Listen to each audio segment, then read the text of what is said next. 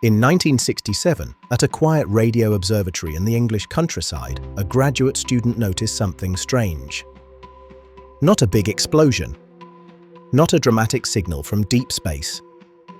Just a tiny, repetitive blip on miles of paper charts. But that blip would change astrophysics forever. Her name was Jocelyn Burnell. Behind every moment lies a scientific wonder. I'm Kale, and welcome to SciCurios, where curiosity meets science. At the time, she was a PhD student at the University of Cambridge, helping to build and operate a massive radio telescope designed to study quasars. The telescope didn't produce neat digital images. Instead, it printed endless rolls of paper covered in jagged ink lines, data that had to be examined by eye. Day after day, Bell analyzed these charts. Most of the signals were familiar: background noise, radio interference, known cosmic sources. But one pattern kept bothering her. A signal that appeared, disappeared, and then returned, always in the same spot in the sky. It wasn't random. It wasn't noise. And it was incredibly regular. Every 1.337 seconds, the signal repeated. At first, no one knew what to make of it. Bell flagged it as scruff, a term used for odd-looking data. But unlike typical scruff, this signal was precise. Too precise. So precise, in fact, that the team briefly joked it might be artificial. They even nicknamed it LGM-1, short for Little Green Men. But Bell wasn't convinced it was aliens. Instead, she did what good scientists do: she kept checking. She adjusted the telescope. She tracked the signal over weeks. She noticed that it followed the motion of the stars, not Earth-based interference. Then she found another one. And another. Multiple signals. Different parts of the sky. All pulsing with incredible regularity.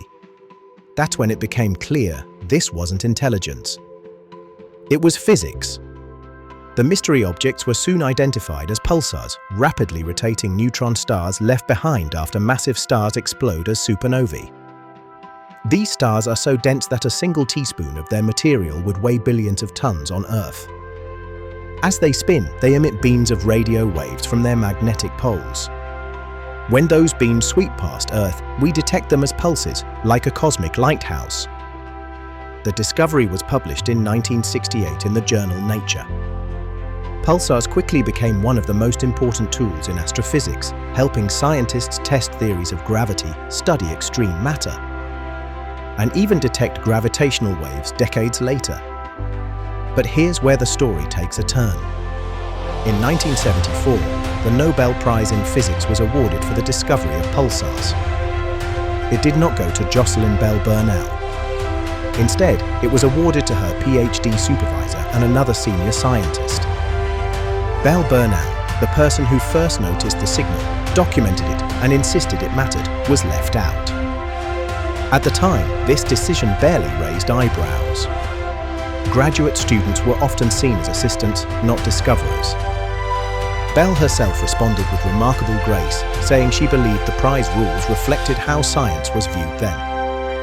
But over the years, her story became a powerful example of how credit in science isn't always distributed fairly, and how perseverance matters more than recognition. Burnell didn't leave science. She went on to become a leading astrophysicist, a professor, and eventually president of the Royal Astronomical Society. In 2018, she received a major international science award worth $3 million. She donated the entire prize to fund scholarships for underrepresented students in physics. Not for attention, not for revenge, but to make science more open than it was when she entered it. Today, pulsars are used as natural cosmic clocks, some so precise they rival atomic timekeeping. They help spacecraft navigate the solar system and allow astronomers to probe the most extreme states of matter known. And it all began with a graduate student who refused to ignore a strange line on a piece of paper. So here's the real question: how many discoveries are still out there waiting for someone patient enough to notice that scruff? What do you think matters more in science, the moment of discovery or the recognition that follows it? Science is everywhere if you just know where to look. Thanks for watching SciCurious. Until next time.